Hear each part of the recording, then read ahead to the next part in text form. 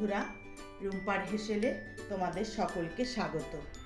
আজ আমি যেই রেসিপিটা তোমাদের মধ্যে শেয়ার করব সেটা হচ্ছে লাউ শাক বড়ি দিয়ে তিল আর পোস্ত বাটা দিয়ে আমি রান্নাটা করব। আর এই শাকটা খাওয়া ভীষণই ভালো আর খেতেও ভীষণ ভালো লাগে। তাহলে চলো আমি আর দেরি না করে তোমাদের রান্নাটা করে দেখাই। গ্যাসটা অন করে কড়াই বসিয়ে দিয়েছি আর তেলও দিয়ে দিয়েছি। আমি রান্নাটা আজকে সর্ষের তেলেই করব। তা সবার প্রথমে আমি বড়িগুলোকে ভেজে তুলে নেব। তেল আমার গরম হয়ে গেছে, বড়িগুলোকে দিয়ে দেবো। বড়ি আমি ভেজে তুলে নিয়েছি। এবার আমি এই তেলের মধ্যেই সবার প্রথমে বেগুনগুলোকেও একটু ভেজে তুলে নেবো, কেননা বেগুন নরম। আগে থেকে ভেজে তুলে নিয়ে পরে দিলে তাহলে বেগুনটা একদম গলে যাবে না। এই জন্য বেগুনটাকে প্রথমে আমি ভেজে তুলে নেব। একটু লবণ আর হলুদ দিয়ে দেবো।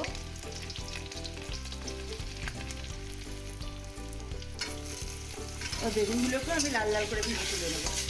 দেখো বেগুনও আমি লাল লাল করে ভেজে তুলে নিয়েছি।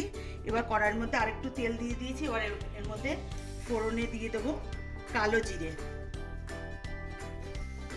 আর দেবো দুটো কাঁচা লঙ্কা। এবার আমি আলুগুলোকে এর মধ্যে দিয়ে দেবো।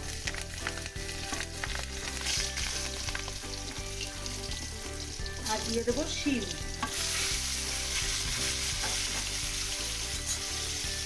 এবার এগুলোকে একটু লাল লাল করে মিনিট দিয়ে ভেজে নেবো। আলু শিম আমার লাল লাল করে ভাজা হয়ে গেছে। এবার আমি এর মধ্যে দিয়ে দেবো লাউ শাক। আর এই লাউ শাকটা খেতে কিন্তু ভীষণই ভালো এবং শরীরের পক্ষেও এই শাক খাওয়া ভীষণই ভালো। যে কোনো সবুজ সবজি খাওয়া ভীষণই ভালো। এবার আমি এর মধ্যে দিয়ে দেবো লবণ আর হলুদ। আর লবণ আর হলুদটা দিলে পরে এর থেকে জল ছাড়বে, সেই জলে লাউ শাকের ডাঁটা আর আলুগুলো আমার সেদ্ধ হয়ে যাবে। দেবো হলুদ গুঁড়ো আর দেবো স্বাদ অনুযায়ী লবণ আর দেবো বাদবাকি আরও 4টে কাঁচা লঙ্কা। এবার আমি এটাকে একটু নেড়ে চেড়ে ঢেকে রান্নাটা করবো। এবার এটাকে আমি ঢাকনা দিয়ে ঢেকে রান্নাটা করে নেব। ঢাকনাটা তুলে নেব। এই যে দেখো এর মধ্যে থেকে জল ছেড়েছে আর এই জলে দেখো আলুও সিদ্ধ হয়ে গেছে, ডাঁটাগুলো 50% সিদ্ধ হয়ে গেছে। এবার এর মধ্যে আমি দিয়ে দেবো তিল আর পোস্ত বাটা। তিল আর পোস্ত বাটা। এবার এটা দিয়ে কিছুক্ষণ নাড়াচাড়া করে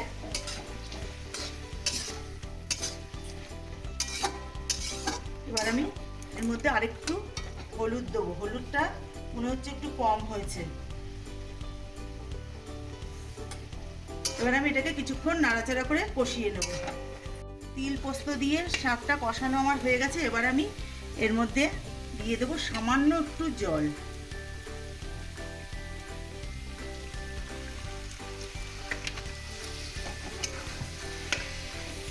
এবার এর মধ্যে আমি ভেজে রাখা বেগুন আর বড়িটা দিয়ে দেবো।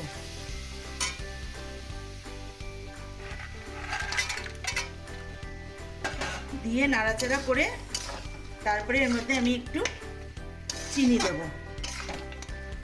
দেখো রান্নাটা আমার হয়ে এসছে। এবার আমি এর মধ্যে দিয়ে দেবো একটু চিনি। আর যে কোনো শাকে একটু চিনি দিলে ভালো লাগে, কেননা জলসা ভাবটা কেটে যায়। এবার আমি এটাকে নেড়ে চেড়ে নামিয়ে নিয়ে তোমাদেরকে দেখাচ্ছি। রান্নাটা আমার হয়ে গেছে, গ্যাসও আমি বন্ধ করে দেবো।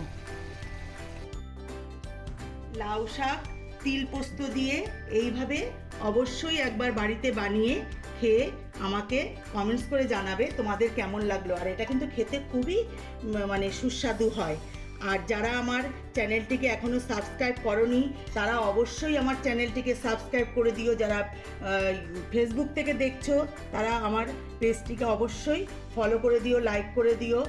আর কি, আমি ভিডিওটা এখানেই শেষ করছি। ধন্যবাদ।